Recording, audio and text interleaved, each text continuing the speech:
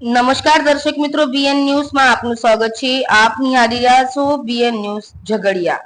ક્રાંતિકારી લોકનાયક બિરસા મુંડાની પુણ્યતિથિ નિમિત્તે રાજપારડી 4 રસ્તા ખાતે ભગવાન બિરસા મુંડાની પ્રતિમાને પુષ્પાંજલિ અર્પણ કરવામાં આવી। ભરૂચ જિલ્લાના ઝઘડિયા તાલુકાના રાજપારડી ખાતે દેશના મહાન ક્રાંતિકારી સ્વતંત્ર સેનાની તરીકે અંગ્રેજોની સામે લડત આપનાર લોકનાયક એવા ભગવાન બિરસા મુંડાની પુણ્યતિથિ નિમિત્તે રાજપારડી 4 રસ્તા ખાતે બિરસા મુંડા ભગવાનની પ્રતિમાને પુષ્પાંજલિ અર્પણ કરવામાં આવી હતી। બિરસા મુંડા વનવાસીઓ સહિત સમગ્ર જનજાતિ સમાજના લોકનાયક અને મસીહા છે।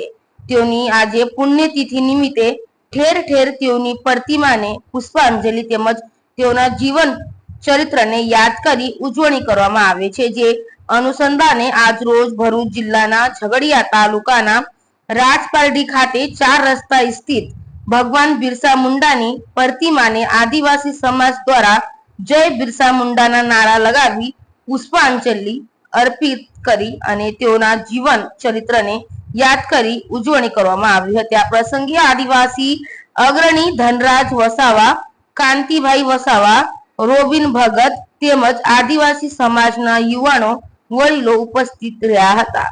Reporter Malek Sirajuddin, BN news Jhagadia. જય આદિવાસી, જય જોહર।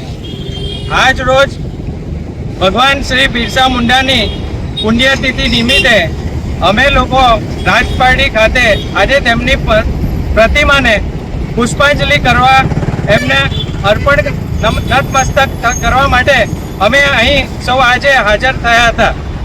ભગવાન બિરસા મુંડા કે જેમણે ફક્ત 24 વર્ષની આયુમાં જ આજે દેશ માટે પોતાનું બલિદાન આપી દીધું હતું।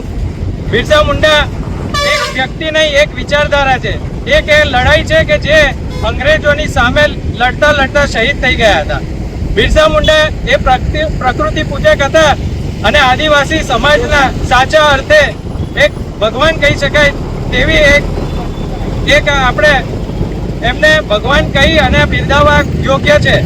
એટલે આજે જે ઝઘડિયા તાલુકા અને આદિવાસી વિસ્તારમાં આદિવાસીઓ સાથે જે અન્યાય થતો આવ્યો છે તેની સામે આજે હું આ દિવસે મારા આદિવાસી સમાજના ભાઈઓ વડીલોને કહીશ કે આપણે સૌએ પણ તેમની વિચારધારા ઉપર આગળ વધીને આપણે સમાજના હક અને અધિકારની લડાઈ લડતા રહેવાનું છે।